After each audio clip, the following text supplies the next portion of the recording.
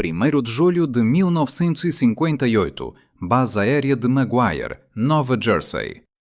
No interior de um blockhouse de concreto de 4 andares, sem janelas, o ar está saturado com o zumbido de milhares de ventiladores e o calor latente de uma tecnologia que desafia a lógica da época. 300 pessoas, engenheiros da IBM, militares da Força Aérea e cientistas do MIT prendem a respiração coletivamente. Diante deles, uma máquina colossal começa a processar a realidade. Não se trata de um computador comum. Esta estrutura ocupa meio acre de área útil, pesa 275 toneladas, o equivalente a 2 vagões de carga ferroviários totalmente carregados. Consome 3 megawatts de eletricidade, energia suficiente para sustentar uma cidade de pequeno porte, e abriga em suas entranhas 60.000 válvulas de vácuo, cada uma delas um ponto potencial de falha catastrófica que poderia ocorrer a qualquer segundo. Este era o AN/FSQ-7, Combat Direction Central. Naquela manhã de verão, ele se tornou o primeiro computador de defesa aérea em tempo real operacional do mundo. Durante os 25 anos seguintes, 24 desses gigantes formariam a espinha dorsal do SAGE, o Semi-Automatic Ground Environment, vigiando os céus em busca de bombardeiros soviéticos, guiando interceptadores automaticamente e permanecendo prontos para lançar mísseis com ogivas nucleares ao toque de um botão. Mas aqui reside o problema de engenharia que ainda intriga cientistas da computação hoje. Como construir uma máquina tão vasta, que exige seu próprio sistema de energia, mas tão confiável que pode defender um continente inteiro? Como criar um computador que executa 75.000 instruções por segundo, quando os componentes internos falham a cada poucos minutos? E como coordenar 24 desses monstros através da América do Norte em uma única rede de defesa sincronizada, décadas antes da invenção da internet? Esta é a história do projeto de computação mais ambicioso da história da humanidade. Um sistema que custou mais do que o Projeto Manhattan. Uma máquina que a IBM inicialmente afirmou ser impossível de construir e um desafio técnico que mudaria o curso da tecnologia para sempre. Para entender por que os Estados Unidos precisavam de um computador de 275 toneladas, é preciso mergulhar no terror visceral do início da Guerra Fria. Em 29 de agosto de 1949, a União Soviética detonou sua primeira bomba atómica, anos antes das previsões mais pessimistas da inteligência ocidental. Subitamente, os oceanos que protegiam a América tornaram-se irrelevantes. Os bombardeiros soviéticos Tu-4, cópias obtidas por engenharia reversa dos B-29 americanos que pousaram em território soviético durante a Segunda Guerra Mundial, agora podiam alcançar Nova York, Washington ou Los Angeles, carregando o fogo nuclear. A Força Aérea dos Estados Unidos possuía uma rede de radares, mas era primitiva, fragmentada e perigosamente lenta. Cada estação de radar operava de forma independente. Operadores humanos, exaustos por turnos de vigilância, encaravam telas de fósforo verde, plotando manualmente as posições das aeronaves em mapas de papel com lápis de cera. Quando uma informação suspeita chegava aos centros de comando via telefone, ela já tinha minutos de atraso. Os pilotos de interceptadores voavam às cegas, guiados por comandos de voz de controladores em terra que trabalhavam com dados obsoletos. Em 1950, um cálculo sombrio da Força Aérea revelou a realidade. Se bombardeiros soviéticos atacassem a 600 milhas por hora, o Comando de Defesa Aérea teria menos de 3 horas de aviso prévio. Com a pilotagem manual e a coordenação telefónica, o tempo de resposta real aproximava-se de 30 minutos. Nesse intervalo, os bombardeiros já estariam sobre seus alvos. O sistema humano havia chegado ao seu limite absoluto de processamento. A solução não viria de mais homens, mas de uma nova forma de inteligência. Os militares voltaram-se para o laboratório Lincoln do MIT, onde engenheiros desenvolviam algo revolucionário, o Whirlwind. Ao contrário das máquinas de processamento em lote da época que rodavam um programa por vez e entregavam resultados horas depois, o Whirlwind podia monitorar múltiplas entradas continuamente e responder de forma instantânea. Ele utilizava uma invenção recente e vital, a memória de núcleo magnético, que era rápida, confiável e não perdia dados se a energia oscilasse. Em 1952, em um teste histórico, os engenheiros conectaram o Whirlwind a estações de radar ao redor de Cape Cod. Pela primeira vez, um computador rastreou aeronaves em tempo real, correlacionando automaticamente os retornos de radar, prevendo trajetórias de voo e exibindo os resultados em telas de tubos de raios catódicos. Operadores podiam apontar uma pistola de luz para alvos na tela e o computador calculava instantaneamente os vetores de interceptação. Funcionou no laboratório, mas a escala continental era um abismo de complexidade. Para defender a América do Norte, a Força Aérea precisava de algo ordens de magnitude maior. Precisavam processar dados de centenas de locais simultaneamente, rastrear milhares de aeronaves e controlar centenas de caças sem que os operadores se afogassem em uma sobrecarga de informações. Eles exigiam o impossível, um computador grande o suficiente para proteger um continente, mas inteligente o suficiente para não falhar no momento crucial. O que eles não sabiam era o tamanho físico que essa ambição exigiria.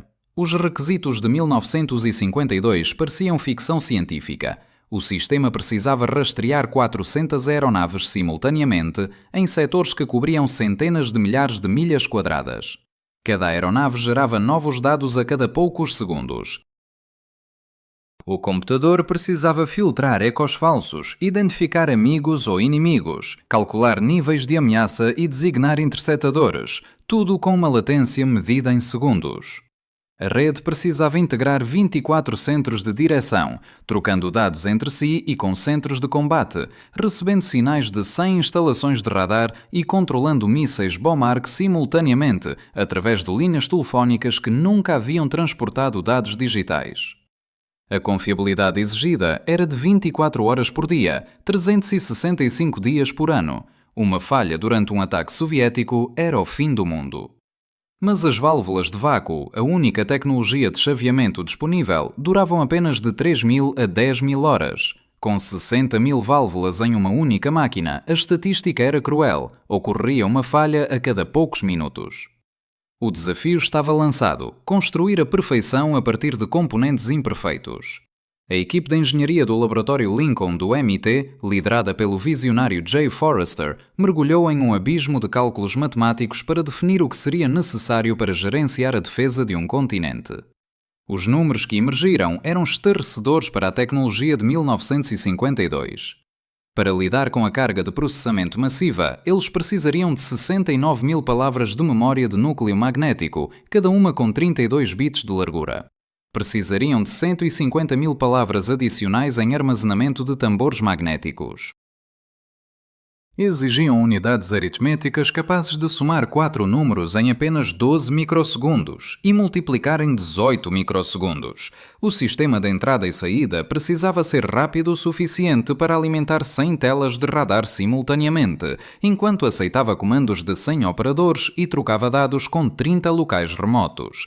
Quando a IBM foi designada para construir a versão de produção, sob o codinome Project High, os engenheiros da gigante da computação refizeram as contas e chegaram a uma conclusão física assustadora. Um computador com essas especificações exigiria aproximadamente 60.000 válvulas de vácuo, 175.000 diodos e quilómetros de fiação interna. Ocuparia cerca de 20.000 pés quadrados de área de piso, e isso sem incluir os consoles de exibição, o equipamento de comunicações e os sistemas de energia. Geraria tanto calor que seriam necessárias plantas dedicadas de ar-condicionado apenas para evitar que a máquina derretesse a si mesma. O maior problema, contudo, não era o tamanho, mas a confiabilidade. Com 60.000 válvulas de vácuo, a análise estatística previa friamente uma falha de componente a cada poucos minutos. Em qualquer computador da época, uma única válvula queimada significava o travamento total do sistema. Para o Sage, um travamento de 5 minutos durante um ataque soviético poderia significar a perda de cidades inteiras.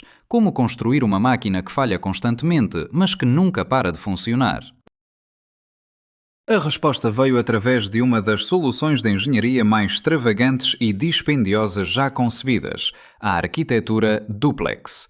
Cada centro de direção não abrigaria mas 2 computadores AN/FSQ7 completos, designados como máquina A e máquina B. A qualquer momento, um computador estaria ativo, processando dados de radar reais e controlando armas, enquanto o outro estaria em stand-by, executando diagnósticos constantes e pronto para assumir o controle instantaneamente. A cada poucas horas, as funções eram alternadas automaticamente. Se a máquina ativa detectasse uma falha interna, o computador reserva assumia em menos de 3 segundos. A transição era tão fluida que os operadores nas telas de radar muitas vezes nem percebiam que o cérebro eletrónico sob seus pés havia acabado de ser trocado. Essa redundância dobrou o custo e o peso de cada instalação, mas resolveu o problema da disponibilidade operacional. Para complementar a redundância, os engenheiros da IBM desenvolveram uma técnica de diagnóstico automatizada chamada Marginal Checking, ou verificação marginal. Durante a operação em stand-by, o sistema reduzia sistematicamente as voltagens aplicadas às válvulas de vácuo enquanto executava programas de teste rigorosos. Válvulas que estavam à beira da falha, aquelas que ainda funcionavam em voltagem normal, mas estavam enfraquecendo, produziam erros sob essas condições marginais. Técnicos de manutenção podiam então identificar e substituir esses componentes fracos antes que eles falhassem na máquina ativa. Esta manutenção preditiva, combinada com o design duplex, permitiu que os centros do Sage atingissem uma disponibilidade operacional superior a 99%, um feito quase milagroso para a era das válvulas. Mas a inovação não parou na confiabilidade, ela se estendeu à própria forma como os dados eram armazenados e acessados.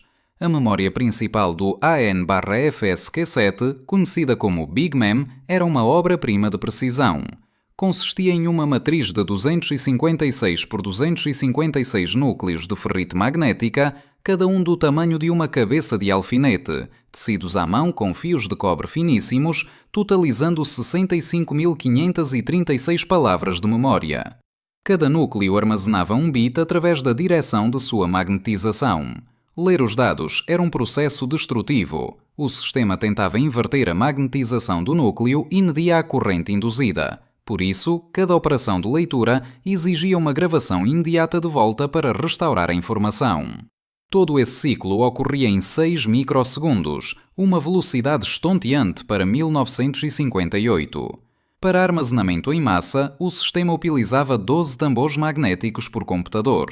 Cada tambor era do tamanho de uma máquina de lavar roupas, girando continuamente a 3.600 rotações por minuto.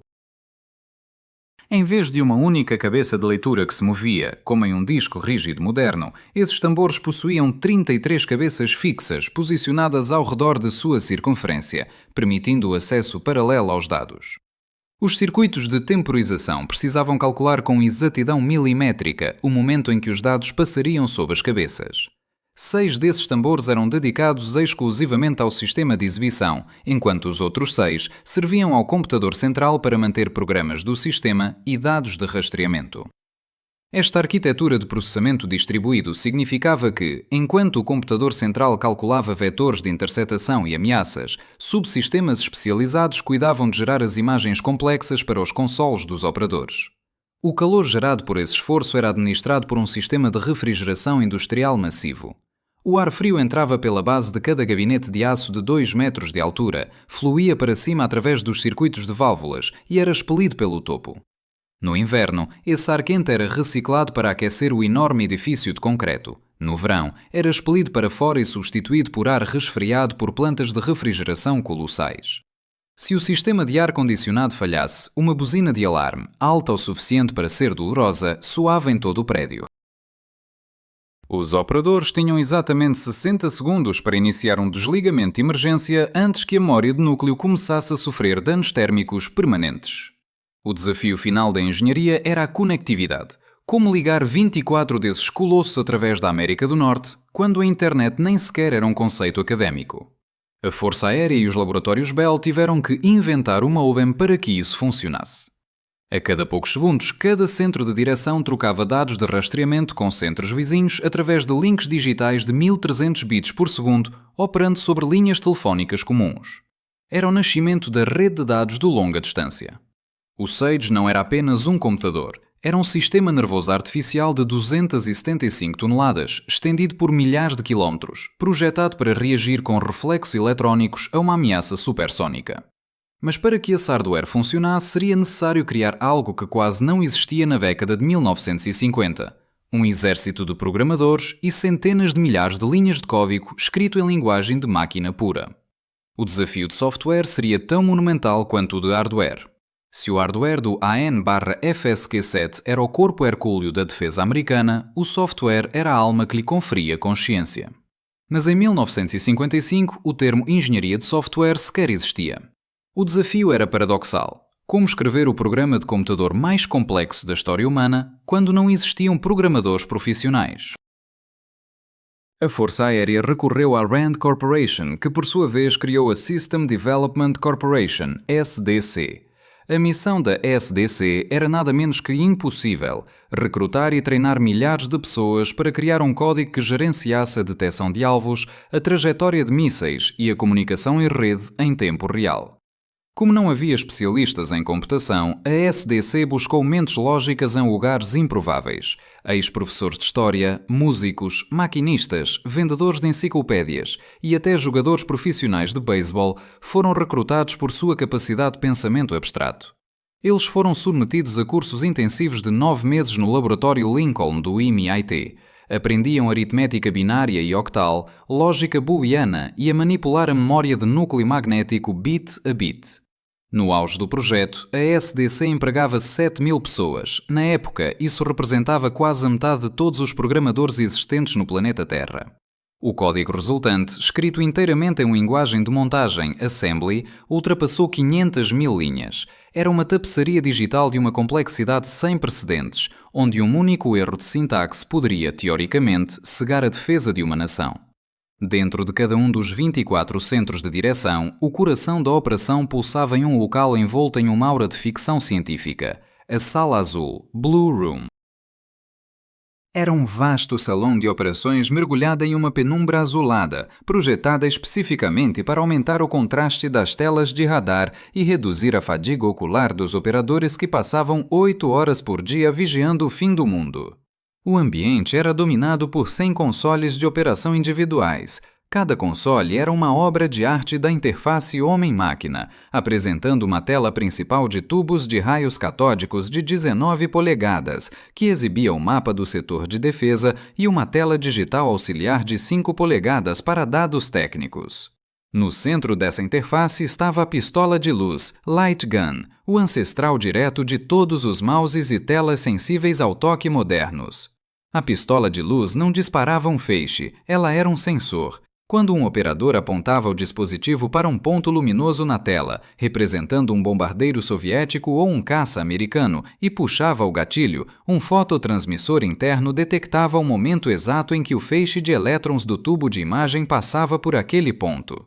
Como o computador sabia exatamente onde o feixe de elétrons estava em cada microsegundo, ele correlacionava instantaneamente o sinal do gatilho com as coordenadas geográficas. Em segundos, o sistema exibia a altitude, a velocidade e a identidade da aeronave. Era a primeira vez que um ser humano interagia visual e espacialmente com uma máquina em tempo real, transformando dados matemáticos abstratos em uma representação tática imediata. A engenharia por trás dessa exibição visual exigia um subsistema dedicado chamado Elemento Gerador de Exibição de Situação, SDG. Como o computador central precisava estar livre para realizar os cálculos balísticos críticos de interceptação, ele não podia perder ciclos de processamento redesenhando as telas dos 100 operadores. Em vez disso, o AN/FSQ-7 utilizava um sistema de processamento paralelo primitivo.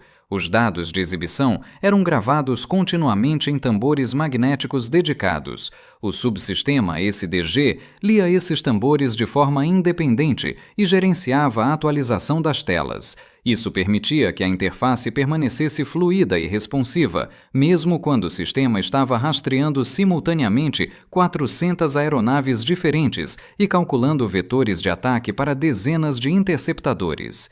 Era uma solução de hardware para um problema que hoje resolvemos com placas de vídeo, mas em 1958 exigia toneladas de aço e milhares de válvulas extras.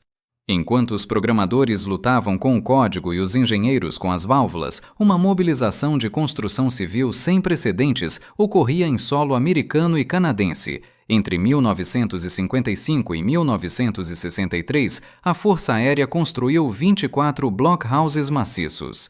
Cada edifício era uma fortaleza de concreto armado projetada para ser autossuficiente e endurecida contra ataques. As paredes tinham espessuras calculadas para resistir a uma sobrepressão de 5 libras por polegada quadrada. 5 libras por polegada quadrada. O que permitiria que o sistema continuasse operando, mesmo se uma explosão nuclear ocorresse a alguns quilómetros de distância. Cada instalação ocupava 3,5 ecrãs de área útil, divididos em 4 andares que abrigavam não apenas os computadores duplexados, mas também geradores a diesel de reserva, capazes de alimentar uma pequena cidade, dormitórios para a tripulação, cozinhas, sistemas de filtragem de ar contra contaminação química e radiológica e salas de treinamento equipadas com simuladores de ataque soviético. O custo total do programa SAGE foi astronómico, estimado entre 8 e 12 bilhões de dólares da época. Para colocar em perspectiva, isso representa aproximadamente de 60 a 90 bilhões de dólares em valores de 2026. Foi um investimento maior do que o necessário para desenvolver a primeira bomba atómica. A logística era um pesadelo puro. A IBM produziu os 24 pares de AN/FSQ-7, enquanto a Western Electric gerenciava a integração de sistemas. Equipes de teste de campo, compostas por 65 engenheiros e técnicos, moviam-se de local em local a cada 9 meses, instalando, calibrando e testando cada nova fortaleza de defesa. O treinamento era contínuo e exaustivo. Cada centro exigia uma tripulação de cerca de 100 pessoas por turno. Os técnicos de manutenção da IBM viviam em um estado de vigília constante. Eles carregavam carrinhos cheios de válvulas de substituição e passavam o dia realizando o marginal checking. Eles eram os guardiões da chama digital, garantindo que o cérebro de 275 toneladas nunca entrasse em colapso. A rotina era definida por uma tensão silenciosa. Os operadores sentavam-se diante de suas telas azuis, as mãos segurando as pistolas de luz, esperando por um sinal que significaria o fim da civilização. O SAGE era uma máquina de guerra projetada para a paz através da dissuasão. O triunfo técnico não era apenas a capacidade de processamento, mas a criação de uma rede de confiança. Pela primeira vez, o alto comando militar confiava a decisão de vida ou morte a algoritmos e circuitos eletrónicos.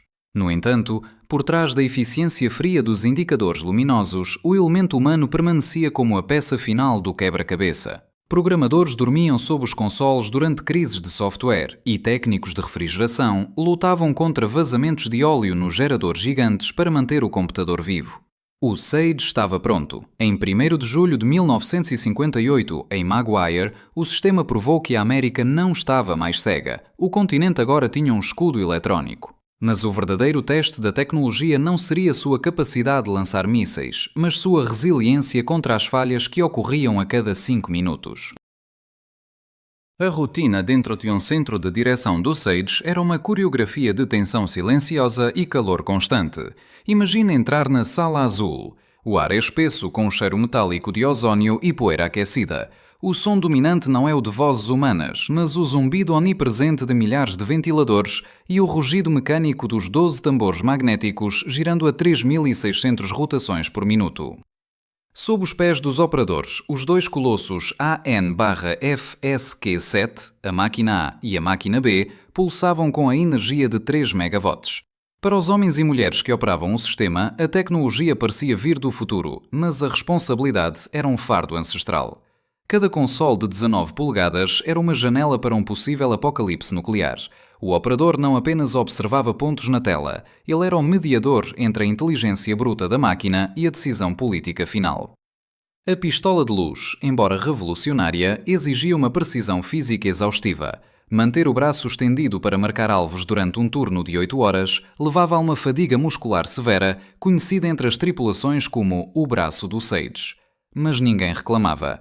O medo de que um bombardeiro soviético Tu-95 Bear passasse despercebido era um motivador mais forte que qualquer dor física. A grande virada na confiança do sistema ocorreu com os exercícios Sky Shield, realizados entre 1960 e 1962. Foram os maiores testes de defesa aérea da história mundial. Durante 12 horas, toda a aviação civil dos Estados Unidos e do Canadá foi completamente aterrada. Milhares de voos comerciais pararam para que a Força Aérea pudesse simular um ataque soviético massivo. Mais de 2.000 aeronaves militares inimigas voaram em direção a alvos estratégicos, testando cada nó da rede SAGE. Foi o triunfo definitivo da arquitetura duplex. Enquanto milhares de ecos de radar inundavam o sistema, o computador AN/FSQ-7 demonstrou uma capacidade de processamento que nenhum exército de humanos com lápis de cera poderia igualar. Ele correlacionava dados de radares de busca de longo alcance com radares de medição de altura em milissegundos. Se um radar em uma torre no meio do Atlântico detectava uma anomalia, a informação cruzava os módems recém-inventados, viajava pelas linhas telefónicas da AT&T e aparecia na tela de um operador em Nova Jersey em menos de 15 segundos. O SAGE não apenas via o inimigo, ele previa onde o inimigo estaria 10 minutos depois. Contudo, a engenhosidade humana era testada diariamente na manutenção desse Leviatã. O exército de 60 técnicos da IBM em cada site vivia em uma guerra de atrito contra a termodinâmica. Com 60.000 válvulas de vácuo, a falha era a única certeza. O procedimento de running margins, execução de margens, era um ritual quase religioso. Enquanto a máquina A estava ativa, os técnicos torturavam a máquina B em stand-by. Eles alteravam deliberadamente as tensões dos filamentos das válvulas, reduzindo a voltagem para ver quais componentes estavam prestes a queimar. Quando um erro era detectado nos programas de diagnóstico, o Duplex Maintenance Console, um painel maciço coberto por milhares de lâmpadas neon e chaves seletoras, indicava a localização exata do problema. O técnico corria até o gabinete correspondente, puxava a válvula superaquecida com luvas de proteção e inseria uma nova. O tempo médio para substituir uma peça era inferior a 5 minutos, garantindo que o sistema reserva estivesse sempre pronto para assumir o controle em caso de falha da máquina ativa. Essa batalha constante contra a entropia permitia que o SAGE mantivesse uma disponibilidade de 99,6%. Para o governo americano, cada dólar dos 12 bilhões investidos era justificado por essa confiabilidade absoluta. A integração de armas foi o ápice técnico do projeto. O SAGE não se limitava a apontar onde o inimigo estava. Ele assumia o controle físico da resposta. O míssil CEIM-10 Bomark, um monstro supersônico com alcance de 400 milhas e ogiva nuclear, era guiado diretamente pelo computador AN/FSQ-7. Através do sistema G/A Data Link Ground to Air, o computador transmitia comandos digitais que ajustavam as superfícies de controle do míssil ou os instrumentos no cockpit de um interceptor F-106 Delta Dart. O piloto do caça tornava-se, em muitos aspectos, um passageiro de luxo. O computador central em terra fazia a navegação, abria as portas do compartimento de armas e disparava os mísseis no momento ideal. No console do diretor sénior, um painel protegido por chaves continha o botão vermelho de disparo. A psicologia dessa automação era aterrorizante. Um erro de bit, um bug de software ou uma válvula com defeito poderia, teoricamente, iniciar uma guerra termonuclear. Para evitar isso, os programadores da SDC criaram o SVP, System Verification Program, um conjunto de protocolos de software que cruzava dados de múltiplas fontes antes de permitir qualquer ação letal. Foi o nascimento do conceito de Human in the Loop, uma doutrina que ainda governa todos os sistemas de armas autónomos modernos. Mas o SAGE tinha um calcanhar de Aquiles técnico que os soviéticos logo descobriram. Ele foi projetado para interceptar bombardeiros voando a grandes altitudes. O sistema de radar e o software de filtragem de clutter, ruído de solo, tinham dificuldades imensas em rastrear alvos que voavam rente ao chão. Se os soviéticos voassem baixo, o cérebro de 275 toneladas poderia ser ignorado. Além disso, a transição para os mísseis balísticos intercontinentais, ICBMS, na década de 1960, tornou o SAGE tecnologicamente obsoleto em sua função original, quase no momento em que a rede de 24 centros foi concluída em 1963. Um míssil cruzando o espaço a 15.000 milhas por hora estava além das capacidades de processamento do AN/FSQ-7. Ainda assim, a Força Aérea decidiu manter o sistema operacional por mais 2 décadas. A rotina mudou de uma prontidão de combate iminente para uma vigilância constante e burocrática. Os operadores passaram a monitorar voos civis, satélites e eventuais intrusões russas, enquanto o hardware começava a mostrar sua idade. As peças de reposição tornaram-se raras. A IBM teve que manter linhas de produção de válvulas abertas muito depois de o mundo ter migrado para os transistores. O Sage tornou-se um monumento funcional, uma relíquia viva da era em que o poder de processamento era medido em toneladas e acres de concreto. O fim do Sage não veio com uma explosão nuclear, mas com o silêncio de ventiladores sendo desligados um a um. Na década de 1980, o mundo que o AN/FSQ-7 fora projetado para proteger já não existia mais. O perigo dos bombardeiros soviéticos de hélice fora substituído pela ameaça instantânea dos mísseis balísticos intercontinentais, ICBMS, que podiam cruzar o Polo Norte em 30 minutos e cair sobre Washington sem que nenhum caça pudesse interceptá-los. O gigante de 275 toneladas tornara-se um anacronismo tecnológico. Os últimos 2 centros de direção operacionais nas bases aéreas de McCord, em Washington, e Luke, no Arizona, permaneceram ativos até 1983, mantidos por técnicos que tratavam as máquinas com a reverência devida a deuses antigos. Em fevereiro de 1984, a máquina da base aérea do Luke foi finalmente demolida, encerrando um quarto de século de serviço ininterrupto. O que restou foram 300.000 libras de aço, cobre e vidro para reciclagem.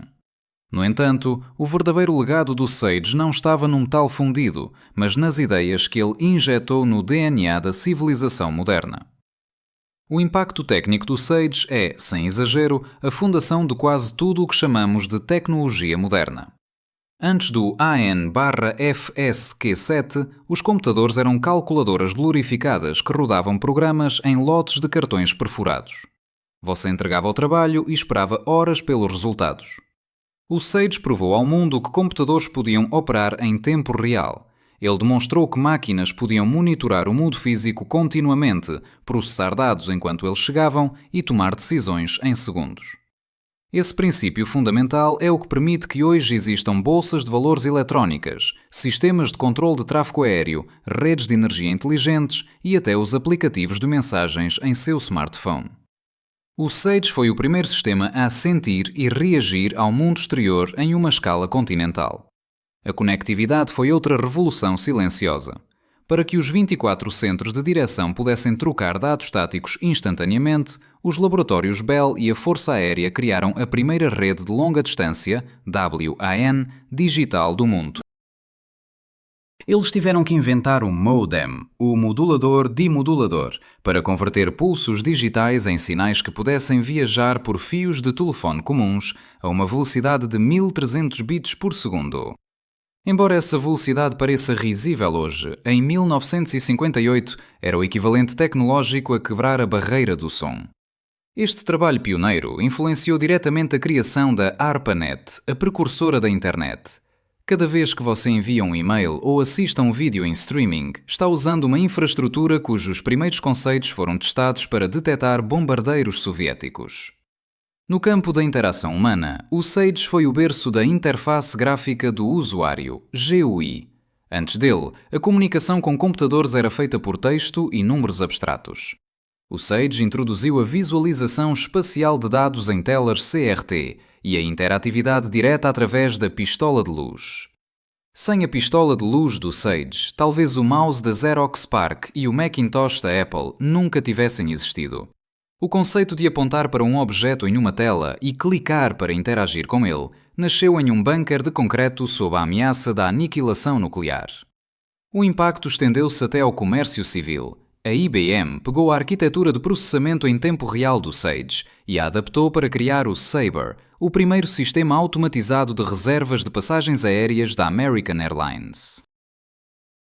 No início dos anos 1960, o Sabre processava mais transações por dia do que qualquer outro sistema no mundo, exceto o próprio Sage.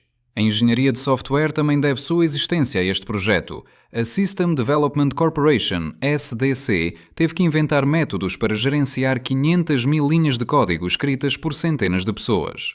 Eles criaram os primeiros padrões de documentação, controle de versão e revisões de códigos estruturadas por pura necessidade de sobrevivência. Os milhares de profissionais treinados pela SDC e pela IBM durante os anos dourados do Sage tornaram-se os líderes da indústria de tecnologia nas décadas de 70 e 80, espalhando o conhecimento técnico por todo o Vale do Silício. O Sage não apenas defendeu a América, ele educou a primeira geração da força de trabalho digital do planeta. Curiosamente, o Sage viveu uma segunda vida na cultura popular. Quando os centros de direção foram fechados, Hollywood comprou toneladas de painéis e consoles originais do AN/FSQ7 a preço de sucata. Essas máquinas tornaram-se o visual padrão de computador superpoderoso em dezenas de filmes e séries de ficção científica. Das luzes piscantes em Lost in Space e The Time Tunnel, aos consoles do War Games e até fragmentos em Independence Day, a imagem que o público geral tem de como um computador de alta tecnologia deve parecer, salas cheias de luzes pulsantes e painéis de controle massivos, é, na verdade, a estética do Sage de 1958. Mesmo em 2006, painéis originais ainda eram vistos em produções televisivas, servindo como fantasmas de uma era de ferro e eletricidade. Hoje, um smartphone moderno possui mais memória, poder de processamento e largura de banda de rede do que todos os 24 centros de direção do Sage combinados. O que antes exigia 275 toneladas de aço e 3 megawatts de energia, agora cabe no seu bolso e funciona com uma pequena bateria de lítio.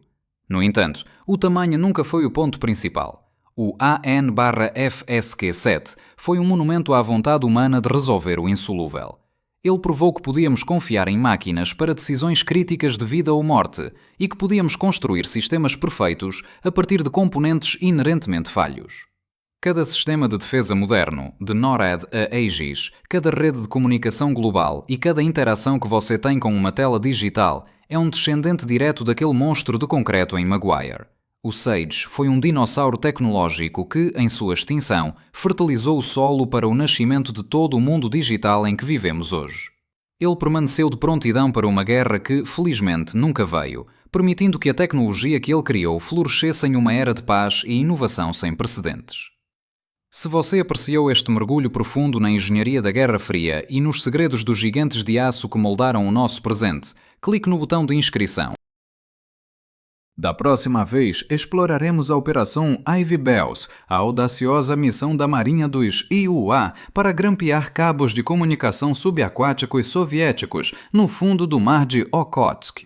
Imagine mergulhadores em águas congelantes, instalando grampos em cabos inimigos, enquanto navios soviéticos patrulham logo acima. Essa história está chegando. Obrigado por assistir, mantenha-se curioso.